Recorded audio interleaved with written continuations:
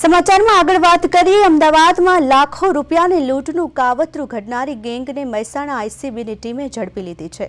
વિસનગર તાલુકાના ભાંડુ ગામ પાસેથી 2 પિસ્તોલ, 9 કારતૂસ અને ચોરીની બાઇક સાથે પોલીસે 4 શખ્સોની ધરપકડ કરી છે।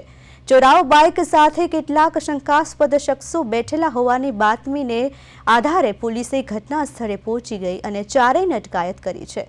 પૂછપરછ કરતા ચોંકાવનારી વિગતો સામે આવી હતી, જેમાં આરોપીઓએ કબૂલ્યું કે તેઓ અમદાવાદના કાલુપુરની આંગડિયા પેઢીમાં ₹50 લાખની લૂંટ કરવાના હતા।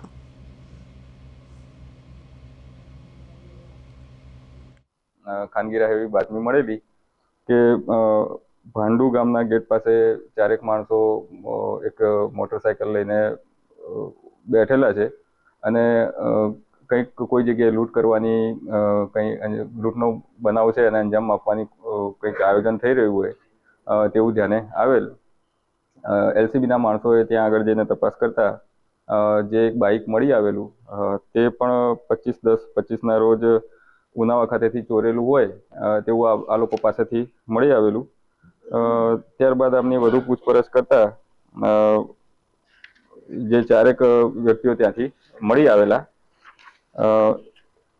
આ દરમિયાન જે ચોરીના બાઇક સિવાય જે બીજા 4 માણસો મળ્યા તેમની વધુ પૂછપરછમાં આ જે માણસો છે આ ઉપરાંત બીજા 3 માણસો અન્ય પણ ટોટલ 7 કિસ્સામાં છે એ અમદાવાદ કાલુપુર રેલવે સ્ટેશનની આજુબાજુનો વિસ્તાર છે, જ્યાં આંગડિયા પેઢીઓ ઘણી છે। ત્યાં આગળ કોઈ પણ જગ્યાએ લૂંટ કરવાનું તે લોકોનું આયોજન હોય તેવું જાણવા મળેલું। આમની વધુ પૂછપરછ થતા આમની તલાશી લેતા આમની પાસેથી 2 કન્ટ્રી મેડ પિસ્ટલ તથા 9 જે જીવતા કારતૂસ પણ મળી આવેલા।